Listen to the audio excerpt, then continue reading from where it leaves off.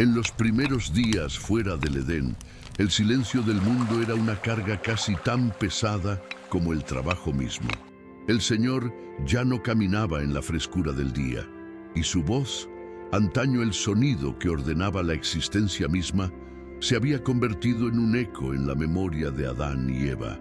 La tierra, ahora maldita por su culpa, se resistía a la mano de Adán, exigiendo sudor y sangre para dar su fruto. Cada amanecer no traía la promesa de comunión, sino el decreto del trabajo duro.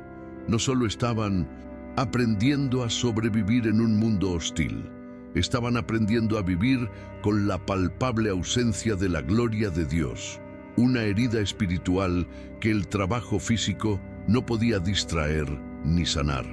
La tarea de poblar la tierra no era un mandato gozoso, sino un acto de obediencia en medio de la desolación. Eva sintió la segunda parte de la sentencia divina en sus entrañas. El dolor del parto fue una agonía que Edén jamás conocería, un grito que desgarró el silencio de aquel nuevo mundo. Cuando nació, Caín lo abrazó y declaró que había concebido un hijo con la ayuda del Señor, una chispa de esperanza de que tal vez la redención pudiera nacer de su propio vientre. Poco después se oyó un nuevo llanto, más suave, el de una niña. Su nacimiento no fue anunciado con la misma proclamación profética. Era una hija, una futura ayudante. La llamaron Awan. Para Adán y Eva, su llegada fue una bendición práctica, otra mano amiga y un vientre para continuar la raza. Aún no comprendían que el plan divino para la supervivencia de la humanidad dependía tanto de ella como de su hermano. Los años transcurrieron sobre la primera familia como las estaciones sobre la tierra terca. Adán y Eva, envejeciendo bajo un sol que ya no daba testimonio de su inocencia, vieron multiplicarse a sus descendientes. Después de Awan nacieron otras hijas, una tras otra, rostros y voces que llenaron el vacío de la soledad. Sus nombres, aunque grabados en el corazón de Dios, se convirtieron en un colectivo en la crónica y familiar, las hijas de los hombres. Aprendieron de Eva a moler el grano, a tejer las fibras, a mantener el fuego encendido y, lo más importante, a llevar las historias del jardín como un tesoro sagrado y doloroso. Fueron las guardianas de la memoria, la silenciosa continuidad de la vida, mientras Caín, el primogénito, vertió su fuerza y frustración en la tierra que se le resistía, sintiendo la maldición en cada músculo dolorido. Entonces nació Abel, y con él una paz que la familia nunca había conocido. Su espíritu no luchó contra la creación, la comprendió. Poco después nació su hermana gemela, Asura, cuyo destino estaba entrelazado con el linaje de la esperanza, aunque nadie lo sabía aún. Los caminos de los hermanos divergieron evidentemente. Caín, un labrador de la tierra, vio el suelo como un enemigo que debía ser sometido, un recordatorio diario del juicio divino. Abel, un pastor, encontró en los ritmos de los rebaños y la inmensidad de los campos un atisbo del orden perdido. Eva los observó con el corazón dividido. Vio la devoción en el semblante de Abel y la creciente sombra en los ojos de Caín, una dureza que reflejaba la tierra maldita misma, y un miedo primordial comenzó a germinar en su alma. Llegó el momento en que el Señor les exigió una ofrenda, un acto que sacaría a la luz lo que yacía oculto en lo más profundo de sus corazones. Para Caín, esto era un deber, una obligación que debía cumplir ante el Dios que había hecho de su vida una carga. Seleccionó de los frutos de la tierra, no con un espíritu de gratitud, sino con el orgullo herido de quien presenta los resultados de su propia lucha. En cada verdura y grano vio su sudor y su resentimiento.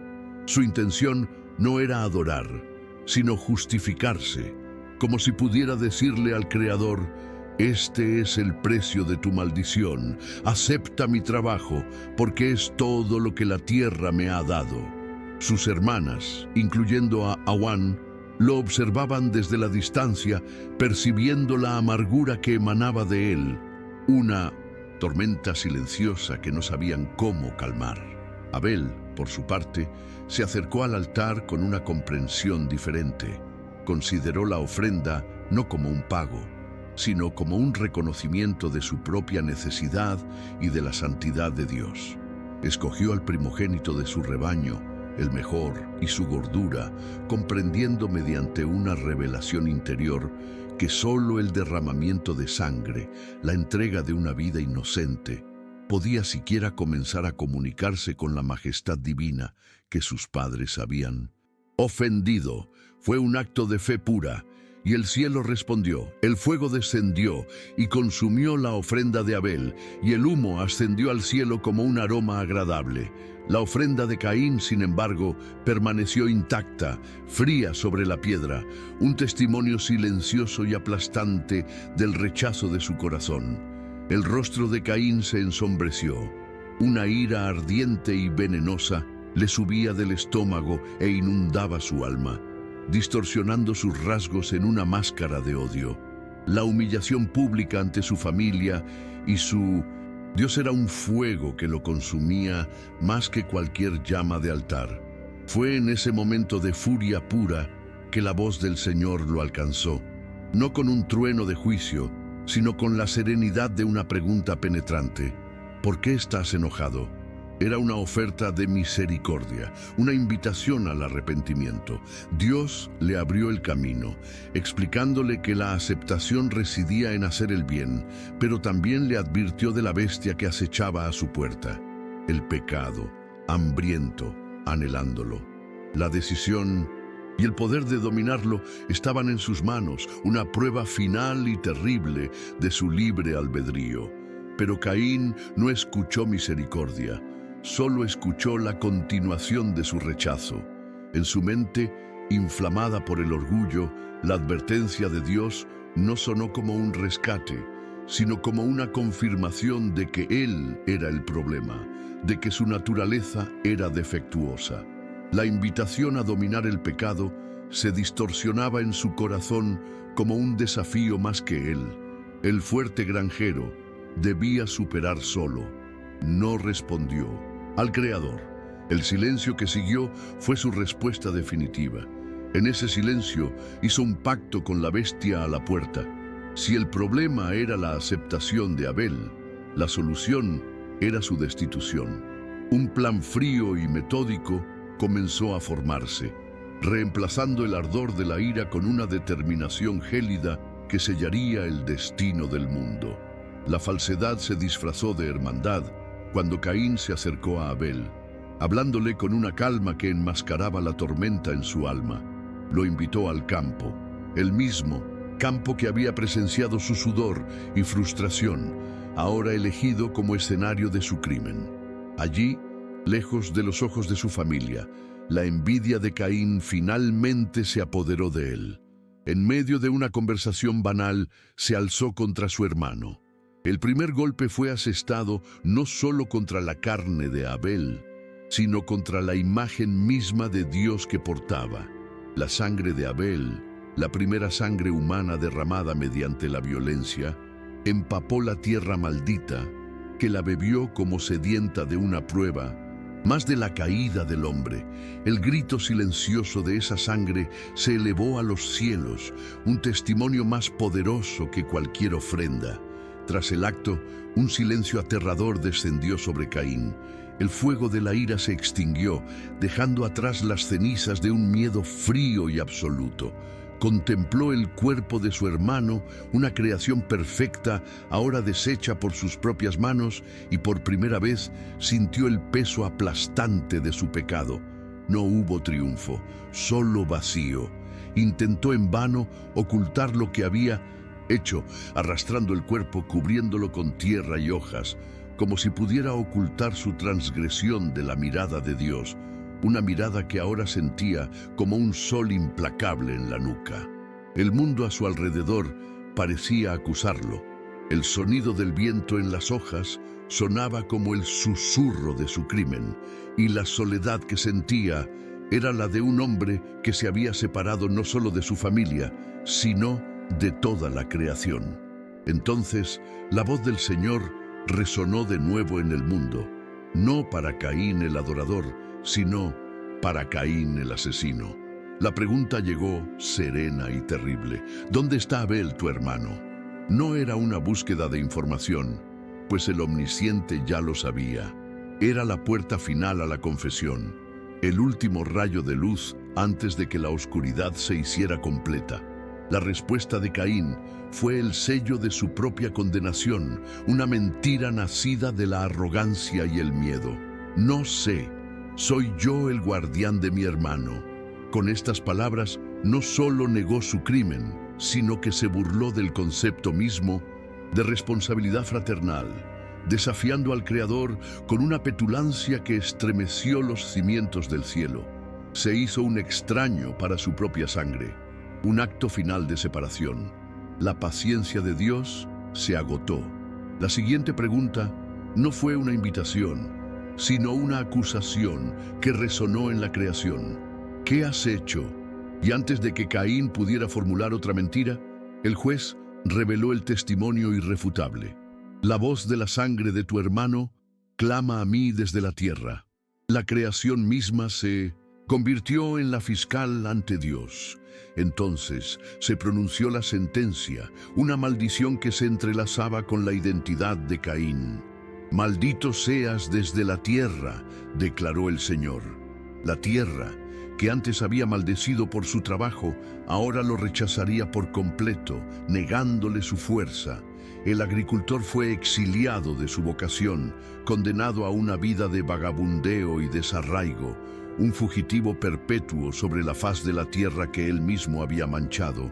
El peso de la sentencia divina aplastó la arrogancia de Caín, sustituyéndola por un terror abyecto.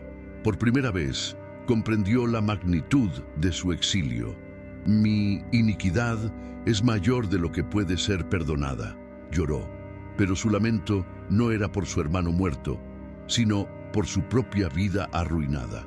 No era el llanto de un corazón arrepentido, sino el aullido de un animal acorralado, consciente de la inevitabilidad de su castigo. Lamentó la pérdida de su tierra, su lugar en el mundo y, sobre todo, la pérdida del rostro de Dios. Fue entonces cuando su miedo más profundo se manifestó en palabras: y sucederá que cualquiera que me encuentre me matará.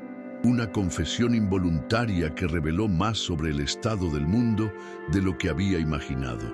¿A quién era quien me encuentre, a quien Caín tanto temía? No era a su anciano padre ni a su afligida madre. Caín sabía, con la certeza de quien creció viendo crecer a su familia, que la tierra no estaba vacía. Sus hermanas aguan entre ellas, y los demás hermanos y hermanas, nacidos a lo largo de las décadas, ya formaban sus propias familias en tierras lejanas. Temía a sus hijos, los futuros sobrinos y sobrinas que crecerían escuchando la historia de su tío asesinado y que, por la ley natural de la justicia, se sentirían obligados a vengar la sangre de Abel. Su miedo era la primera prueba de que las hijas de Adán no eran meros números, sino madres de clanes, cuyos descendientes ya constituían una amenaza. El linaje olvidado era la fuente de su temor, en un acto de soberanía que confundió la noción misma de justicia humana. El Señor intervino no para aliviar la culpa de Caín, sino para evitar que el ciclo de sangre destruyera a la humanidad desde su cuna. No eliminó la maldición, sino que colocó una marca en Caín. Esta no era necesariamente una marca física visible, sino un aura de decreto divino, una advertencia espiritual para todos los que lo encontraban de que la venganza pertenecía únicamente a Dios. Era una protección temible, un escudo forjado por la autoridad del Creador que lo marcaba como intocable. Y así, Caín se separó de su familia y partió hacia la tierra de Nod, al este del Edén, una tierra cuyo nombre significaba errante. Con él fue su hermana Awan, quien, en un acto de lealtad familiar, o quizás un destino compartido, eligió el exilio junto al hermano que el mundo ahora temía. Para Adán y Eva, el dolor fue doble e insondable. Perdieron a un hijo por la frialdad de la muerte y a otro por la oscuridad del pecado. El silencio que dejó Abel fue un vacío constante, y la partida de Caín fue una herida abierta. La promesa de un descendiente redentor parecía haberse roto, desvanecida en el campo ensangrentado. En su angustia, debieron preguntarse si la humanidad quedaría dividida para siempre entre el linaje del asesino y el recuerdo de los justos. Pero la gracia de Dios, que obra incluso en la oscuridad más profunda, actuó una vez más. Eva concibió de nuevo y dio a luz a un hijo al que llamó Set, que significa designado. En sus palabras, Dios me ha dado otro descendiente en lugar de Abel, hubo reconocimiento de la tragedia y fe en que Dios no había abandonado su plan. En la tierra errante, la maldición de Caín se convirtió en el motor de su ambición. Tomó a su hermana Awan como esposa y engendró un hijo, Enoc. Y en un último acto de desafío a su condena de fugitivo, Caín construyó una ciudad, un monumento de piedra y madera a su propia naturaleza errante, y la bautizó con el nombre de su hijo. Esta hazaña no habría sido posible para un solo hombre. La ciudad fue construida y habitada por su creciente descendencia, y con el tiempo, por otros clanes descendientes de sus hermanos y hermanas que se unieron a él, atraídos por la promesa de seguridad. Las olvidadas hijas de Adán, cuyos nombres no quedaron registrados en las genealogías del poder, se convirtieron en las madres anónimas de la primera civilización. Sus hijos, los ladrillos vivientes de la fortaleza que Caín construyó para esconderse de Dios. Mientras tanto, el linaje de Set tomó un rumbo diferente. También se casó con una de sus hermanas, Asura, de quien nació un hijo llamado Enos. En aquellos días, ocurrió un acontecimiento de profunda trascendencia espiritual que definiría el linaje de Set en directo contraste con el de Caín. Se dice que, desde entonces, los hombres comenzaron a invocar el nombre del Señor. Esto no significa que cesara la oración, sino que se instauró el culto público y comunitario, mientras que los descendientes de Caín se enorgullecían de sus inventos, su música y su metalistería, buscando labrarse un nombre. Los descendientes de Set encontraron su identidad no en sus propias obras, sino en invocar el nombre de su Creador, preservando la llama de la verdadera fe en un mundo que se oscurecía rápidamente. La civilización cainita floreció gracias a su autosuficiencia. Sus descendientes se convirtieron en maestros de los metales, padres de la música y creadores de imperios nómadas. Sin embargo, esta cultura, aunque brillante en apariencia, se basaba en el orgullo humano. La prueba definitiva de esta decadencia llegó con Lamec, quien no solo quebrantó el mandamiento del matrimonio al tomar 2 esposas, sino que también se jactó de su propia violencia. Su cántico a sus esposas era una oda a la venganza desproporcionada, una declaración de que era más despiadado que su antepasado Caín. La protección que Dios le había otorgado a Caín fue pervertida por sus descendientes en una licencia para matar. El linaje de Caín había alcanzado su cúspide, una humanidad que se consideraba su propio Dios, midiendo la justicia con su propia fuerza e ira. Mientras tanto, el linaje de Set, durante muchas generaciones, permaneció como una luz parpadeante en la creciente oscuridad. Se les llamó hijos de Dios, no por su divinidad, sino por llevar el legado de la comunión con el Creador. La extraordinaria longevidad de los patriarcas, con Adán viviendo 930 años, permitió que la tierra se poblara a un ritmo asombroso. En un mundo sin las enfermedades y la decadencia que vendrían después, las mujeres, las hijas olvidadas de la genealogía, dieron a luz a docenas de hijos. Esta explosión demográfica, dividida entre la fe de los setitas y la arrogancia de los cainitas, creó un campo de batalla espiritual en la tierra. El mundo estaba lleno, tenso y listo para un nuevo capítulo en su caída. Uno que atraería la atención de poderes mucho más antiguos que el hombre mismo. Para comprender la profundidad del mal que pronto inundaría la tierra, hay que remontarse a la eternidad, a un tiempo anterior a los ángeles y antes de que la luz misma recibiera nombre. Hay secretos que solo hombres como Enoc, que caminaron en intimidad con el Altísimo, pudieron vislumbrar. Antes de la fundación del mundo material, la realidad consistía en emanaciones puras de la esencia de Dios, seres de conciencia inquebrantable, conocidos como los primordiales. No poseían forma, alas ni espadas. Llameantes, eran pensamientos vivos que existían en un estado de perfecta contemplación del ser de Dios. Fueron los primeros en escuchar el plan divino, testigos silenciosos de la sabiduría que existía antes del tiempo. Su existencia era la armonía misma, un eco perfecto de la mente del Creador. En este estado de perfección eterna, Dios reveló a estos seres su diseño más audaz, la creación de la humanidad. No un ser de pura energía como ellos, sino una criatura hecha de materia, de polvo, frágil y mortal. Y sin embargo, este ser de arcilla sería único, pues llevaría en sí la imagen y semejanza de Dios mismo, la Imago Dei. Por primera vez, surgió una disonancia en la armonía cósmica. Para una facción de los primordiales, que se llamaban a sí mismos los guardianes de la perfección, este plan era un defecto, una mancha en la lógica divina. ¿Cómo podría la perfección expresarse a través de la imperfección? ¿Cómo podría lo eterno reflejarse en lo temporal? El concepto de humanidad no les parecía una gloria, sino una profanación de la pureza.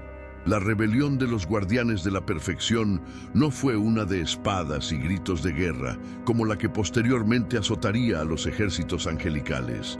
Fue una traición silenciosa, una secesión intelectual.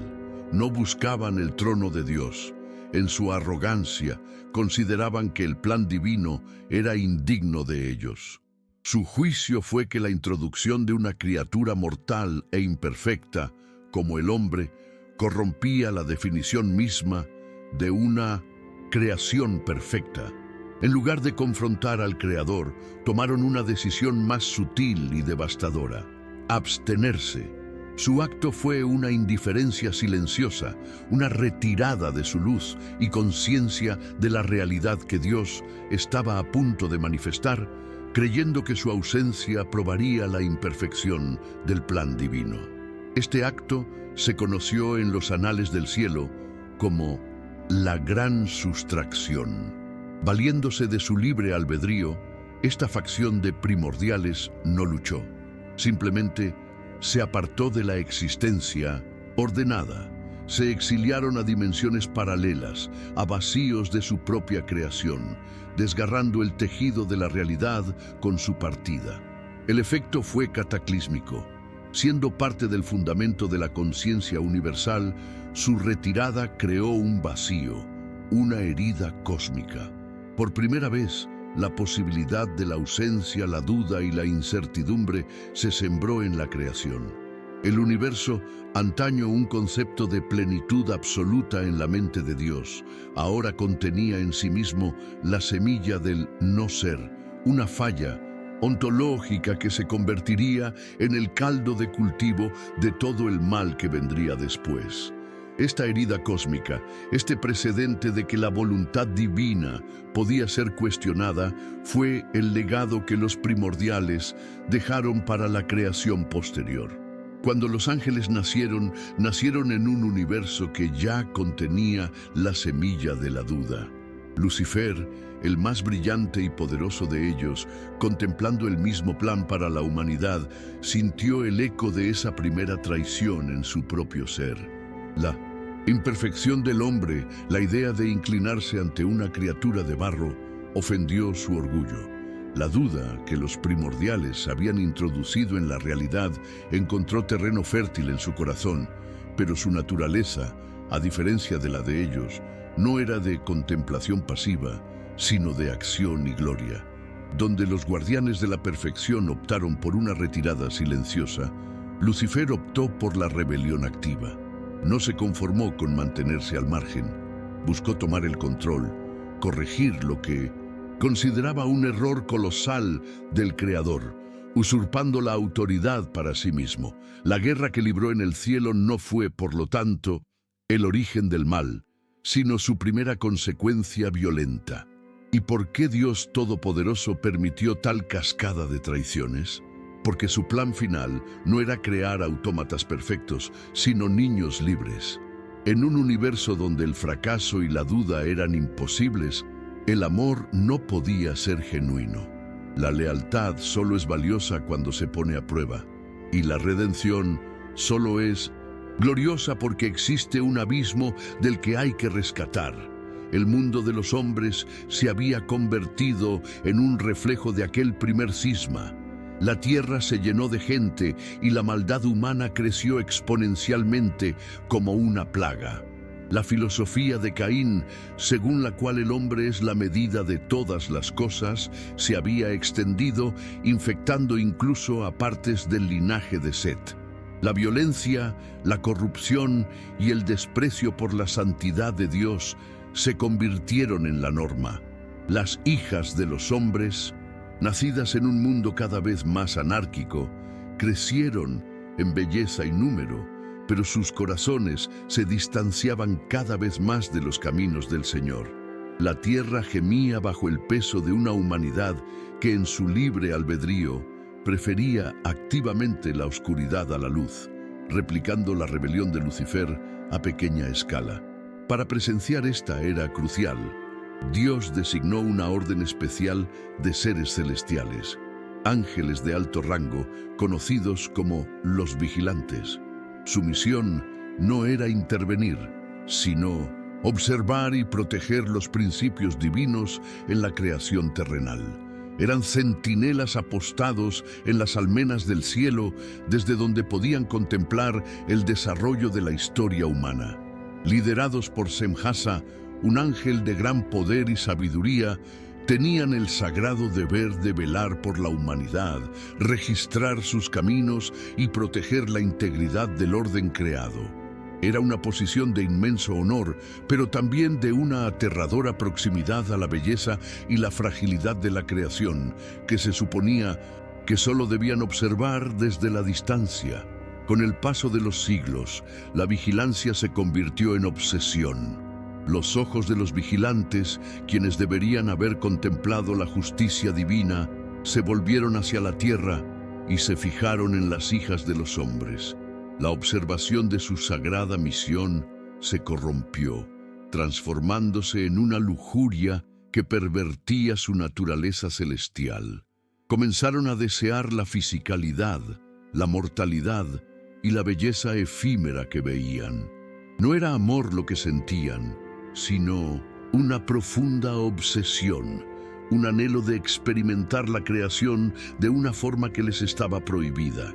Semjasa, su líder, fue el primero en sucumbir a esta fiebre espiritual, y la admiración que sentía por la obra de Dios se convirtió en un deseo impío por las criaturas que la habitaban.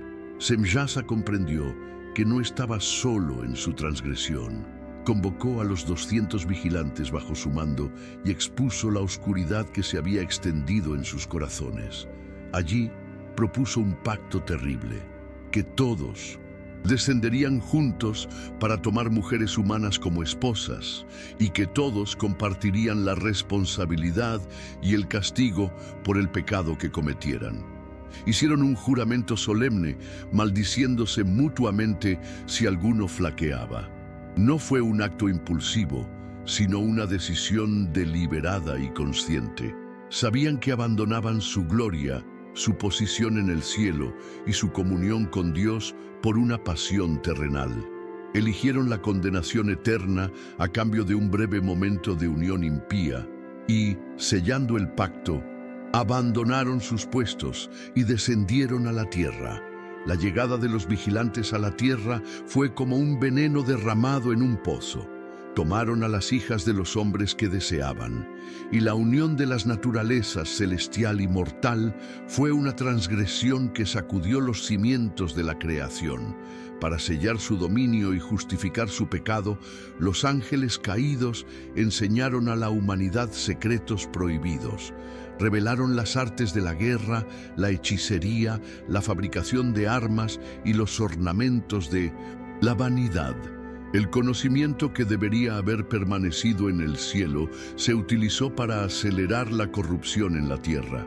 La humanidad, ya inclinada al mal, se armó de poder y sabiduría celestiales, hundiendo al mundo en una anarquía y una depravación sin precedentes, guiados de cerca por sus amos caídos.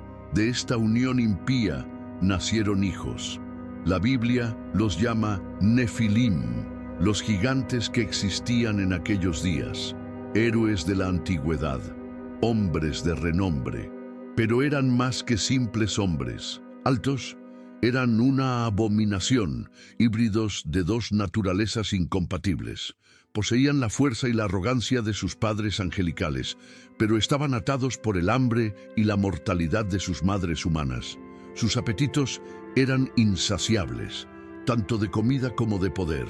Se convirtieron en tiranos sobre la tierra, consumiendo el trabajo de los hombres y, cuando eso no era suficiente, consumiendo a los hombres mismos. Su violencia era legendaria y la opresión que impusieron hizo que los gritos de la humanidad se elevaran a los cielos, un cielo cuyos guardianes estaban ahora en la tierra, causando su propio dolor. El clamor de la tierra finalmente traspasó los cielos. El derramamiento de sangre, la opresión de los gigantes y la corrupción de toda carne llegaron ante el trono del Altísimo como una acusación insoportable. Los fieles arcángeles Miguel, Uriel, Rafael y Gabriel, al mirar hacia abajo, vieron la desolación, el lamento de los inocentes y la arrogancia de los caídos. Presentaron el caso de la humanidad ante el Señor, describiendo cómo la sabiduría prohibida había llenado la tierra de injusticia. El Señor entonces contempló su creación, y la Biblia dice que se arrepintió de haber creado al hombre en la tierra, y esto le dolió el corazón. No era arrepentimiento por el error, sino un dolor divino, una profunda tristeza al ver el libre albedrío, un don tan preciado utilizado para tal autodestrucción. El juicio fue entonces decretado, rápido e implacable. El Señor declaró que borraría de la faz de la tierra a la humanidad que había creado, junto con los animales y todas las criaturas, pues la corrupción era total. Pero antes del diluvio llegó el castigo para los instigadores. Los arcángeles recibieron la orden. Azazel, uno de los líderes de los caídos, fue atado de pies y manos y arrojado a la oscuridad. Los demás vigilantes recibieron una sentencia aún más terrible. Serían obligados a presenciar la muerte de sus propios hijos, los gigantes, en violencia unos contra otros, antes de ser encarcelados ellos mismos en cadenas eternas en la oscuridad hasta el día del gran juicio. Para Semyasa, el líder, el castigo fue específico. Sería atado y colgado entre el cielo y la tierra como un recordatorio perpetuo de su traición. Mientras los ángeles caídos eran arrastrados a sus prisiones y los gigantes se destruían mutuamente en una guerra fratricida, una maldición específica fue reservada para el linaje que engendraron, especialmente para las descendientes femeninas que portaban la sangre impía. El juicio divino decretó que esta semilla híbrida no tendría cabida en la tierra purificada que vendría después del diluvio. No recibirían ni la paz de la muerte ni la gracia de la vida. Serían condenados a una existencia intermedia, un estado perpetuo de exilio. no en la oscuridad bajo tierra como sus padres, sino en las profundidades sin luz de las aguas del mundo. Su castigo sería convertirse en un eco vivo y eterno del pecado que los concibió. Un recuerdo viviente de esa pasión prohibida. Cuando las aguas del gran diluvio comenzaron a subir, barriendo la corrupción y la violencia de la faz de la tierra, este linaje maldito fue expulsado de todo refugio. Se les negó la tierra firme. Arrojados al océano creciente, la maldición se manifestó en su propia carne. Sus cuerpos se retorcieron y transformaron para adaptarse a su nueva prisión acuática. Sus piernas se unieron formando una cola de pez, sellando su incapacidad para volver a caminar sobre suelo sagrado. Sin embargo, conservaron su torso y rostro de belleza fantasmal, una cruel burla de la belleza de sus ancestros que primero atrajo la atención de los vigilantes. Así nacieron las sirenas, no como criaturas de fantasía, sino como monumentos vivientes del juicio divino. Y su famosa canción, la melodía que los hombres aprenderían a temer y desear, no es una canción de seducción maliciosa. Es la consecuencia más trágica de su herencia. La belleza de sus voces es un fragmento de su ascendencia celestial, un eco roto de las armonías del cielo que una vez conocieron sus padres. Sin embargo, lo que cantan es el lamento de sus almas prisioneras, es el dolor del recuerdo de una gloria que nunca tuvieron, el anhelo de una tierra que no pueden pisar y la agonía de una inmortalidad sin paz. El canto de las sirenas es la expresión audible de su condena, un requiem perpetuo por la pasión de sus padres y el paraíso que todos perdieron para siempre. La belleza de la canción es el señuelo. El dolor es su esencia. El peligro para los mortales reside en la resonancia espiritual de este lamento. Cuando un marinero solitario y agotado en alta mar escucha esta melodía, no percibe el dolor de un alma condenada, sino la promesa de poner fin a su propia soledad. La canción parece ofrecer consuelo, belleza y un refugio seguro, un refugio para todas sus luchas. La atracción fatal no proviene de la malvada intención de la sirena, sino de su propia maldición contagiosa. Canta su dolor y el alma humana, susceptible tanto a la belleza como a la tristeza, responde atraída hacia las profundidades, no en busca de un abrazo amoroso, sino para compartir una condena común en las frías aguas de la muerte. Así, las crónicas del tiempo revelan que la caída no fue un evento único, sino una cascada de rebeliones a lo largo de diferentes octavas de la creación. El desprecio silencioso de los primordiales, la envidia asesina de Caín y la lujuria impía de los vigilantes no son historias separadas, sino capítulos de un mismo libro. Todos surgen de la misma semilla amarga, la presunción de la criatura de que su juicio es superior al del Creador. Los primordiales juzgaron al hombre indigno de la imagen de Dios. Caín juzgó a su hermano indigno de la aceptación de Dios, y los vigilantes juzgaron su deber celestial indigno de su deseo. En cada caso, el orgullo de una voluntad creada se enfrentó a la sabiduría de la voluntad increada, y el resultado fue siempre fractura, dolor y exilio. Tras el diluvio, Noé y su familia pisaron una tierra purificada y silenciosa. El mundo de gigantes y corrupción manifiesta se había ahogado, convirtiéndose en una leyenda que atormentaría a las generaciones futuras. En las profundidades de los nuevos océanos, las sirenas comenzaron su eterno lamento, un secreto oculto a la mayor parte de la humanidad. El linaje de Caín había sido extirpado, pero la semilla del pecado, la inclinación hacia el mal, permanecía en el corazón del hombre, como el mismo Señor reconoció. Sin embargo, en medio de este drástico nuevo comienzo, el plan de Dios no fracasó. La promesa de un Redentor, hecha en el jardín a Adán y Eva, no se ahogó.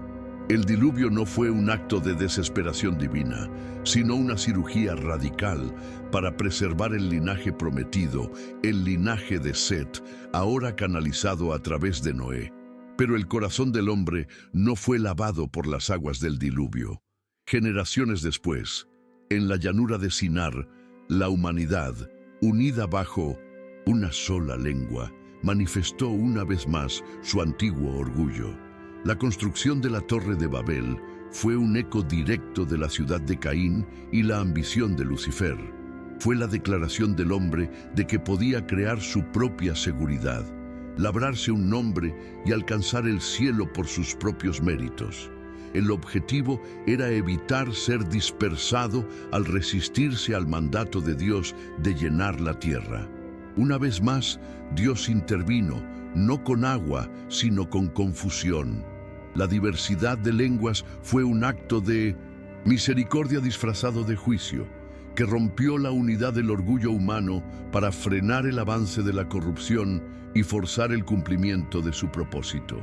Tras este acto de dispersión, el enfoque del plan divino se volvió aún más nítido y específico. Si la humanidad en su conjunto se negaba a buscarlo, Él crearía para sí un pueblo. Dejando que las naciones siguieran sus propios caminos, la atención de Dios se centró en un solo hombre de una familia de idólatras en Ur de los Caldeos, Abraham. El pacto que Dios estableció con Abraham fue su respuesta definitiva al fracaso humano universal. El plan ya no dependería de la rectitud general del hombre, sino de la promesa soberana de Dios a un individuo y a sus descendientes.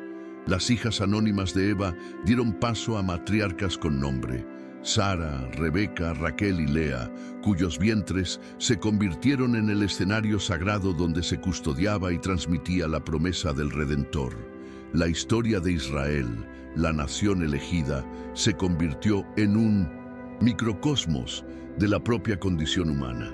Incluso liberados de la esclavitud por mano poderosa, construyeron un becerro de oro al pie del monte sagrado, demostrando que la memoria de la salvación es breve y el corazón es rápido para crear sus propios dioses.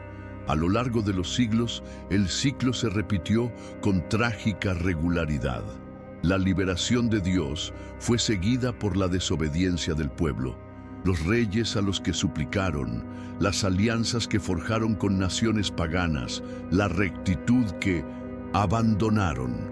Cada fracaso fue un eco de los pecados originales. La rebelión de Israel contra su Dios fue la rebelión de Caín a escala nacional. La preferencia por la sabiduría mundana sobre la sabiduría divina, que reflejó la caída de los vigilantes. Sin embargo, la infidelidad del hombre nunca anuló la fidelidad de Dios. En medio de la decadencia, Él suscitó profetas, voces que clamaban en el desierto de la apostasía, llamando a la nación al arrepentimiento. Y a través de estos hombres, Dios no solo reprendió, sino que también refinó la promesa.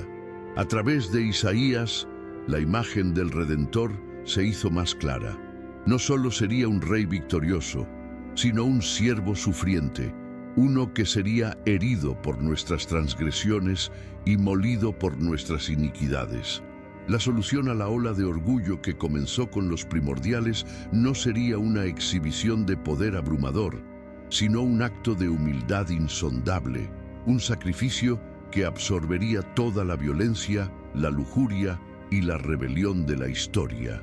Y entonces, en la plenitud de los tiempos, cuando el Imperio Romano gobernaba el mundo e Israel gemía bajo su bota, la promesa se hizo carne.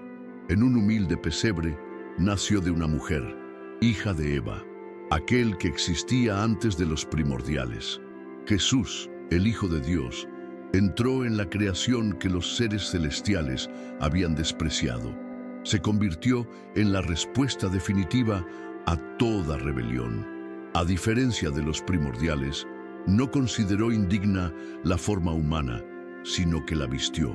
A diferencia de Caín, se convirtió en el guardián de sus hermanos, ofreciendo su vida por ellos. A diferencia de los vigilantes, descendió del cielo no por pasión impía, sino por amor redentor, no para explotar a la humanidad, sino para servirla y salvarla de sí misma. La cruz se convirtió en el epicentro de la historia cósmica. En ese trozo de madera se pagaron todas las deudas. El orgullo de Lucifer fue quebrantado por la humildad de un Dios que se dejó clavar y escupir. La violencia de Caín fue absorbida por la sangre que no clamaba venganza, sino perdón. La maldición de la tierra quedó grabada en sus manos y pies. En ese momento, el juicio que cayó sobre los vigilantes alcanzó su cumplimiento final, pues Cristo, en su muerte, desarmó a todos los principados y potestades, triunfando sobre ellos en la cruz. La victoria no se obtuvo con una espada de fuego, sino con un corazón que dejó de latir por amor a la creación que se había rebelado contra él. Pero la historia no terminó en la oscuridad de 1901, una tumba. Al tercer día, el poder que originó el universo actuó de nuevo. La resurrección de Cristo fue la respuesta de Dios a cada acto de rebelión. Fue la prueba de que la vida que emana de Él es más poderosa que la muerte que entró en el mundo por el pecado. No solo fue un mártir, sino el primogénito de una nueva creación, el nuevo Adán de una raza redimida. La victoria sobre la muerte fue la garantía de que la creación, herida desde la eliminación de los primordiales y manchada por el primer asesinato, un día sería restaurada. La resurrección declaró que el plan de Dios no era solo salvar a la humanidad, sino recrear los cielos y la tierra en una gloria que superaría incluso la del Edén. Consumada la obra de la redención, los hijos de Adán volvieron a tener que elegir. Pero ahora no se trataba de elegir entre la obediencia y la desobediencia a una ley, sino entre la fe y la incredulidad en una persona. La humanidad sigue dividida entre dos caminos. El primero es el camino de Caín y Babel, que busca construir un mundo y hacerse un nombre, un camino de autosuficiencia que siempre termina en la ruina. El segundo es el camino de la cruz, que comienza con la admisión de la propia bancarrota y conduce a la ciudad de Dios, un reino inconmovible. Desde entonces, la pregunta para cada alma ha sido la misma. ¿Qué ciudad estás construyendo y para qué rey vives? Sin embargo, los ecos de estas antiguas historias no se han desvanecido. Persisten como sombras en la trama del mundo. Las hijas olvidadas de Adán han encontrado su lugar en el linaje del Mesías, pero la lucha entre el linaje de la fe y el de la autosuficiencia continúa en cada corazón humano. La herida cósmica dejada por los primordiales aún permite que la duda y el mal operen, y los espíritus que siguieron a la rebelión de Lucifer aún susurran las mismas tentaciones. Y en las profundidades, el aullido de las sirenas sirve como un recordatorio perpetuo y trágico de que la belleza, cuando se separa de Dios, se convierte en una trampa mortal. La historia humana sigue siendo el escenario visible de una guerra espiritual invisible, donde cada elección tiene un peso eterno. En última instancia, el propósito de todo reside en el misterio de la naturaleza misma de Dios. ¿Por qué un Dios omnipotente permitió la retirada de los primordiales, la envidia de Caín y la caída de los vigilantes? ¿Por qué eligió el largo y doloroso camino de la redención en lugar de la imposición de la perfección robótica? La respuesta, vislumbrada solo por la fe, parece ser que el amor, libremente elegido por seres frágiles e imperfectos, en un universo donde el mal es una posibilidad real, es infinitamente más glorioso para él que la obediencia forzada de criaturas perfectas. La historia, por lo tanto, no trata sobre la fuerza del hombre, sino sobre la profundidad del amor de un Dios que lo arriesgó todo para tener una familia que lo amara a cambio.